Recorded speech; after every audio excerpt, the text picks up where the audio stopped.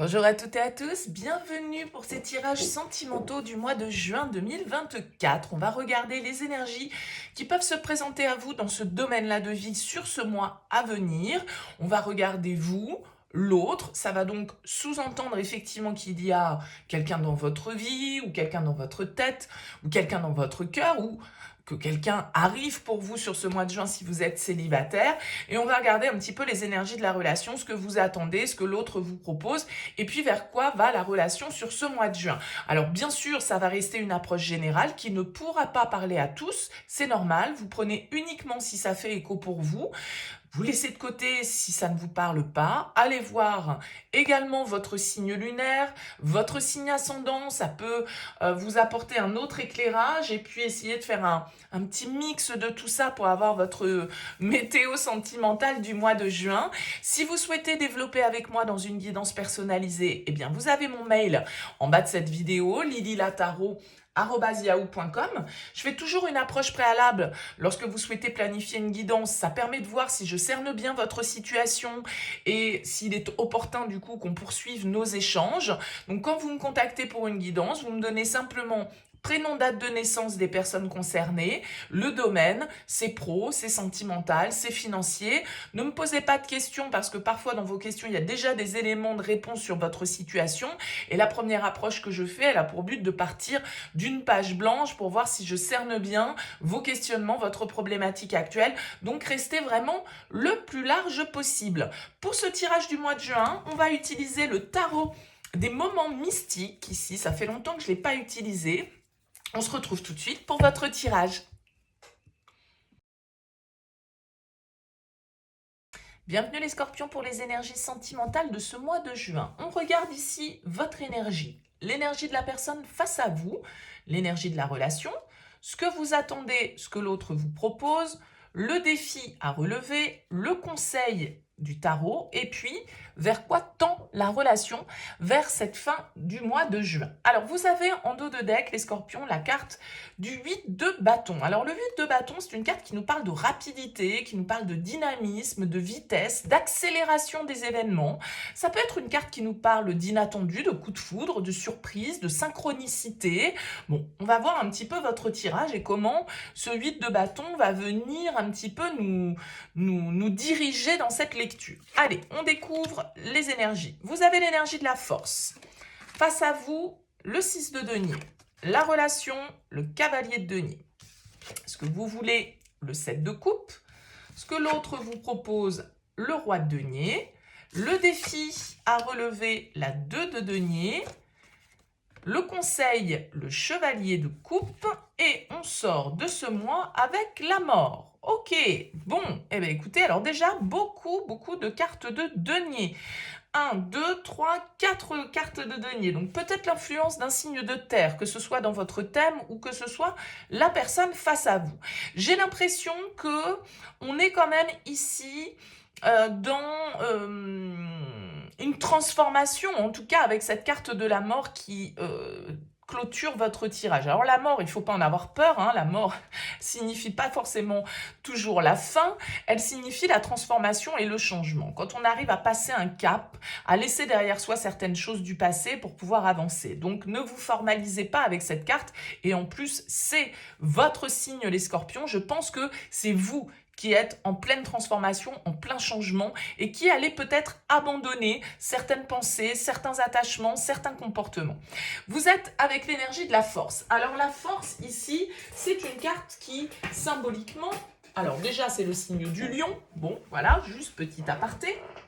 Mais la force, symboliquement, c'est une carte qui nous parle d'audace, qui nous parle de courage, qui nous parle de force intérieure. L'idée d'avoir envie d'être aligné, en fait, par rapport à son instinct, par rapport à ses pulsions, par rapport à ses désirs.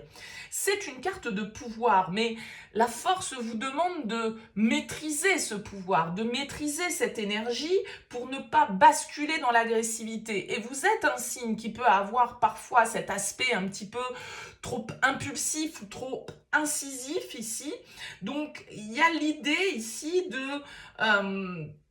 de faire preuve ici de courage, dépasser peut-être certains de vos blocages, certains obstacles, de relâcher un peu votre emprise en fait et votre besoin de contrôler les choses, plutôt que de vous opposer, je dirais, à l'autre ou aux autres, il y a plutôt intérêt à se laisser porter et de s'abandonner. euh, de se détendre, je dirais, par rapport au flux de la vie et aux circonstances de la vie. Surtout que vous avez quand même quelqu'un face à vous, là, les scorpions, qui m'a l'air très rassurant, qui m'a l'air d'être votre pilier, votre soutien, qui est là pour vous épauler, pour vous apporter des garanties, pour vous rassurer, pour vous apporter une certaine forme de stabilité matérielle, financière, affective. Quelqu'un qui a à cœur ici de vous, euh, comment dire, de vous protéger, moi je dirais tout simplement. Peut-être que c'est un signe de terre d'ailleurs que vous avez face à vous, mais vous avez quelqu'un avec la 6 de denier ici dans ses énergies qui est plutôt dans l'échange, dans le compromis, quelqu'un peut-être de patient hein, ici face effectivement à certains excès dont vous pourriez faire preuve, à une certaine forme de férocité que vous pourriez avoir envie d'exprimer.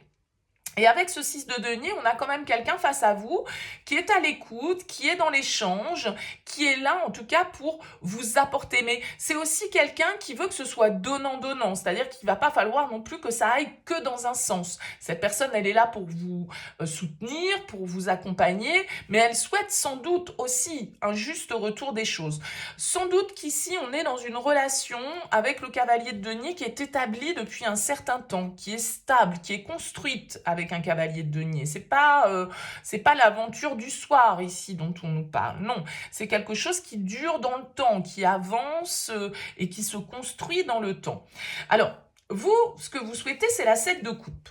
La 7 de coupe, elle nous indique qu'on veut y voir clair, parce que la 7 de coupe, elle a besoin, alors peut-être que vous avez envie d'avoir quelqu'un face à vous qui soit un petit peu plus dans l'insouciance, dans les rêves, peut-être un petit peu moins terre à terre, peut-être un petit peu moins cartésien, peut-être un petit peu moins porté sur la matière, parce que vous, ce que vous voulez, c'est un peu du rêve, j'ai l'impression. Vous voulez peut-être réinsuffler dans votre relation un vent de passion, un vent d'intensité, face à quelqu'un qui soit est stable, soit est fiable, mais qui en même temps ne vous donne peut-être pas la passion dont vous avez besoin. Peut-être quelqu'un qui est très axé sur son développement de carrière, son développement matériel, ses ressources, les finances, etc. Vous voyez, avec ce roi de denier, on est quand même ici dans cette idée. Alors, le 7 de coupe, c'est quand même une carte qui nous invite à ne peut-être pas non plus surinterpréter les choses, hein, et qu'il ne faut pas toujours se fier aux apparences. Et c'est une carte aussi, la 7 de coupe, qui va nous parler de choix, de différentes options qui s'offrent à nous, de différentes possibilités. Certaines ne sont pas toutes réalisables. Peut-être que sur certaines options, on s'illusionne. Mais en tout cas, avec le 7 de coupe, on a envie de sortir un petit peu de sa torpeur, on a envie de sortir peut-être un petit peu de sa confusion ici pour que les choses soient claires. Moi, je pense que vous avez quelqu'un face à vous. Si vous souhaitez, si vous doutez, alors si admettons vous n'êtes pas dans une relation qui est établie depuis longtemps, vous souhaitez y voir clair, vous souhaitez prendre un petit peu le taureau par les cornes, je dirais ici, pour faire bouger les lignes, parce que vous trouvez que c'est un petit peu trop lent, un petit peu trop plan-plan, un petit peu trop je ne sais quoi. Vous avez quand même quelqu'un face à vous avec le roi de denier qui ne, c'est pas un roi de bâton que vous allez avoir face à vous. C'est-à-dire c'est pas quelqu'un qui va être dans la passion, dans l'audace, dans la surprise. Non, le roi de denier, il est très prévisible, mais il a ce bon côté justement d'être prévisible, donc de ne pas nous mettre face à l'instabilité, de ne pas nous confronter à une forme d'insécurité. Donc voilà, vous avez quelqu'un face à vous qui est dans cette démarche-là. Alors peut-être que avec ce 2 de denier en défi, il y a un compromis qui va devoir être trouvé, il y a une forme vous pourriez en fait un petit peu comme traverser une période où vous vous sentez dans l'opposition, où vous avez envie de plus de folie, vous avez envie de rêver, vous avez envie de vibrer, vous avez envie de bouger. Et vous avez face à vous quelqu'un qui est très investi dans le concret, qui est attaché à ses habitudes, qui est peut-être attaché à une certaine forme de routine, etc. Et ça peut vous peser un petit peu. Vous pourriez avoir du mal, sans doute, ici, à composer, à faire preuve d'adaptabilité et de flexibilité face à un tempérament, un caractère un peu aux antipodes du vôtre. Vous qui vibrez de passion et d'excès, vous pourriez être face à quelqu'un qui est dans la raison et qui est dans le contrôle ou en tout cas dans une certaine forme de maîtrise. Alors je pense que le chevalier de coupe en conseil, il vous invite quand même à vibrer avec le cœur. Le chevalier de coupe nous invite à rêver, à oser être romantique, à oser exprimer ses sentiments, à oser écouter son instinct.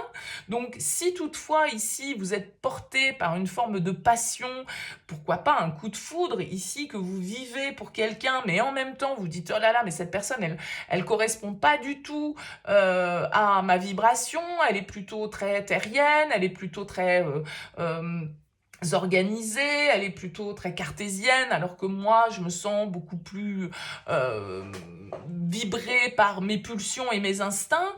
Bon, après tout, les opposés peuvent s'attirer et l'expression existe pour ça. Donc avec le 2 de denier, effectivement, peut-être qu'il va falloir s'adapter et être un peu flexible parce que on n'a pas forcément face à soi quelqu'un qui correspond à tous les critères qu'on avait en tête.